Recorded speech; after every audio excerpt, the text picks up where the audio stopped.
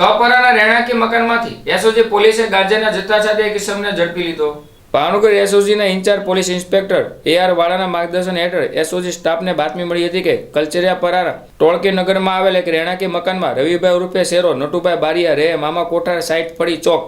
ભાવનગર ખાતે રેડ કરતાના કબજામાંથી સૂકો ગાંજો વજન 2.911 કિલોગ્રામ કિંમત રૂપિયા 1,45,550 તથા વજન કાંટો 2 કિંમત રૂપિયા 100 તથા લાઇટ બિલ વગેરે મળી કુલ કિંમત રૂપિયા 1,45,650 મુદ્દામાલ સાથે ઇસમને પકડી પાડી તેના સામે NDPS એક્ટની જોગવાઈ અનુસાર કાર્યવાહી કરી એસઓજીના SI જયવરાજસિંહ જાડેજાએ ગંગાજળિયા પોલીસ સ્ટેશનમાં ગુનો રજીસ્ટર કરાવ્યો।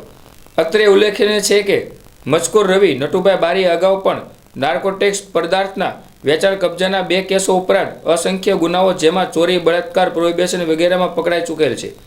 અને લાંબો જેલવાસ ભોગવી ચૂકેલ છે।